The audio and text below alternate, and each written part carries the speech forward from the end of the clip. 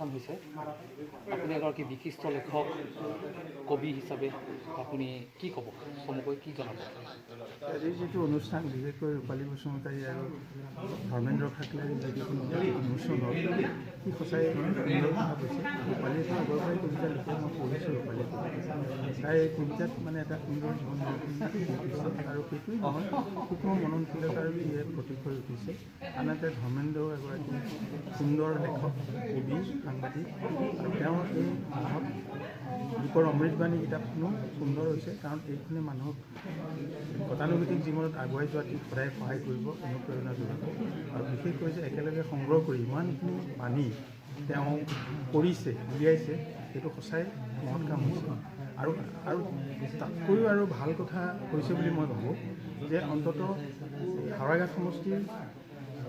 বিধায়কগৰাকীয়ে যিটো প্ৰচেষ্টা লৈ এই দুখন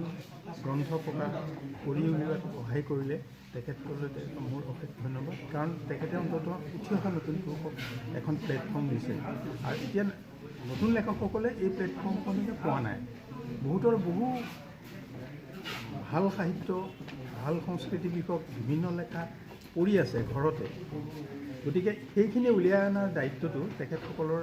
আছে আৰু সেই কথা আজি প্ৰকাশ পাইছে আমাৰ কাৰ্যবাহী সদস্যসকলৰ কথাত আৰু সেইটো ভাল কথা আমি আশা ৰাখিছোঁ নতুন পুৰুষেও যাতে সেইবিলাক সা সুবিধা লয় আৰু এনেকুৱা তেওঁলোকৰ থকা অমূল্য সম্পদৰাজি সমাজলৈ উলিয়াই দিয়ে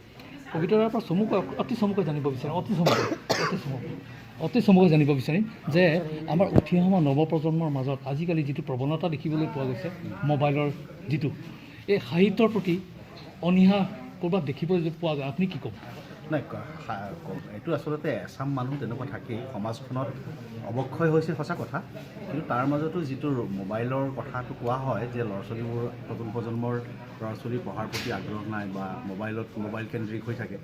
একেবাৰে সেইটো কথা অকল কৈ থাকিলে নহ'ব তেওঁলোকক আমি কোৱালিটি প্ৰডাক্ট দিব লাগিব আৰু তেওঁলোকক আমি মটিভেশ্যন দিব লাগিব যে হাতত কিতাপ এখন লৈ পঢ়া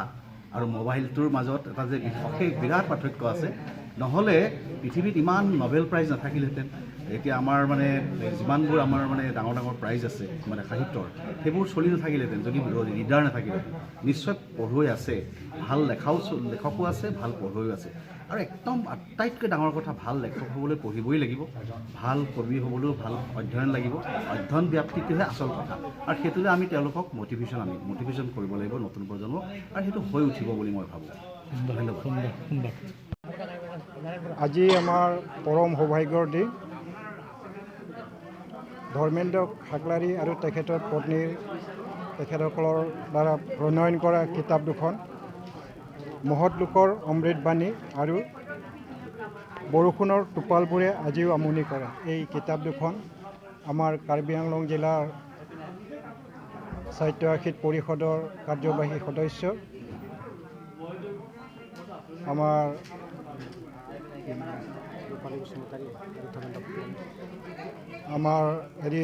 তেখেতসকলে উন্মোচন কৰিলে আমি পৰম সৌভাগ্য এই মহৎ লোকৰ বাণীৰ দ্বাৰা আমি সকলোৱে উপকৃত হ'ম বুলি ভাবিলোঁ সুন্দৰ হৈছে কিতাপবোৰ আৰু আপোনালোকক সকলোলৈকে ধন্যবাদ জ্ঞাপন কৰিলোঁ ধন্যবাদ গ্ৰন্থ উন্মোচনী সভা কৰা হৈছে আপোনাৰ যিখন গ্ৰন্থ মহৎ লোকৰ অমৃতবাণী এই ক্ষেত্ৰত আপুনি কি ক'ব মহৎ লোকৰ অমৃতবাণী গ্ৰন্থখন আজি এই অনুষ্ঠানত ডিফুত উন্মোচন হ'ল আৰু এই মহৎ লোকৰ অমৃতবাণী গ্ৰন্থখন উন্মোচন হোৱাৰ লগতে মোৰ মিছেছ ৰূপালী বসুমতাৰী তেওঁৰো বৰষুণৰ টোপালবোৰে আজিও আমনি কৰে শীৰ্ষক কাব্য গ্ৰন্থ উন্মোচন মুঠতে দুখন গ্ৰন্থ উন্মোচন হ'ল মহৎ লোকৰ অমৃতবাণী সন্দৰ্ভত মই ক'ব বিচাৰোঁ যে বহুত দিনৰ পৰা ভাবি আছিলোঁ সমাজখনত বিশৃংখলিত হৈ থকা সমাজখন আন্ধাৰৰ পৰা পোহৰত আগুৱাই নিয়াৰ ক্ষেত্ৰত যাতে পোহৰৰ চাকি বিলাব পৰাৰ দৰে এই মহৎ লোকৰ অমৃতবাণী গ্ৰন্থৰ যোগেদি সমাজখনত মানে পোহৰ বিলাব পাৰে তাৰ কাৰণে মই মনস্থ কৰি এই গ্ৰন্থখন সংকলন কৰিছিলোঁ আৰু তাৰে আজি গ্ৰন্থখন উন্মোচন কৰা হৈছে গ্ৰন্থখন উন্মোচন কৰিছে আজি মাননীয় মুখ্য কাৰ্যবাহী সদস্য তুলিৰাম ৰংহাং অহাৰ কথা আছিল যদিও তেওঁৰ অনুপস্থিতিত মাননীয় কাৰ্যবাহী সদস্য সূৰ্য ৰংহাৰে উন্মোচন কৰে দ্বিতীয়তে আজি এখন অনুষ্ঠানতে কাব্যগ্ৰন্থ বৰষুণৰ টোপালবোৰে আজিও আমনি কৰে শীৰ্ষক কাব্যগ্ৰন্থখন উন্মোচন কৰে অচিতৰ সময়ৰ কবি লক্ষেশ্বৰ শৰ্মা ছাৰে। বাইদেউলৈ আগবাঢ়িম। আপোনাৰ যিখন এখন বৰষুণৰ টোপালবোৰে আজিও আমনি কৰে, এই গ্ৰন্থ পুথিখন আপুনি লিখাৰ অনুপ্ৰেৰণা ক'ৰ পৰা পাইছে? ইমান ধুনীয়া লেখাৰ মানে কথা শব্দকেইখনে মানে বহুত কথা প্ৰকাশ কৰে। ক'ৰ পৰা পাইছিলে অনুপ্ৰেৰণা? প্ৰথমে মই চেনেলৰ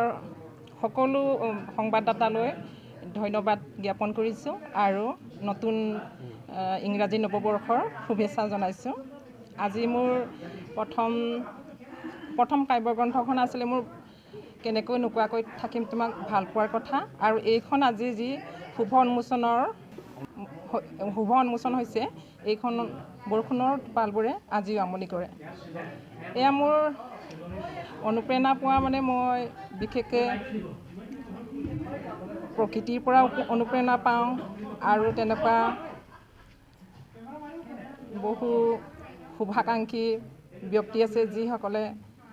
কবিতাৰ প্ৰতি এটা মানে ভাল শুভেচ্ছা বা তেওঁলোকে অনুপ্ৰেৰণা দিয়ে, তেওঁলোকৰ পৰা অনুপ্ৰেৰণা পাওঁ। আৰু মোৰ মূলতে আছে মোৰ মানুহজন, যিজন এতিয়া মোৰ লগত আছে, শ্ৰী ধৰ্মেন্দ্ৰ খাকলাৰী। তেওঁ মোৰ একালৰ বন্ধু আৰু একালৰ জীৱনসংগী, গতিকে তেওঁৰ পৰা মই বহুত অনুপ্ৰেৰণা পাওঁ, আৰু সেয়াই মোৰ বৰষুণৰ টোপালবোৰে আজিও আমনি কৰে। আপোনাৰ এই গ্ৰন্থপুথিখনৰ জৰিয়তে আপুনি কি বুজাব বিচাৰিছে? সমাজলৈ আপুনি কি আগবঢ়াব, কি অৱদান মানে দিব বিচাৰিছে বাৰ্তা? এই গ্ৰন্থখনৰ যোগেদি কি বাৰ্তা দিম, আৰু মই বেছিকৈ মই প্ৰকৃতিৰ প্ৰতি আকৃষ্ট আৰু প্ৰকৃতিক ভাল পাওঁ। যেনেকৈ ৰ'দ, বৰষুণ, বতাহ, মই বৰষুণক বৰ ভাল পাওঁ, আৰু সেই বৰষুণৰ টোপালবোৰ মোৰ মনত মানে এটা সজীৱ স্মৃতি কিছুমান সোমাই আছে, আৰু সেই সজীৱ স্মৃতিৰে মই আজি এই কবিতাটো তাত গ্ৰন্থখনত প্ৰকাশ পাইছে আৰু।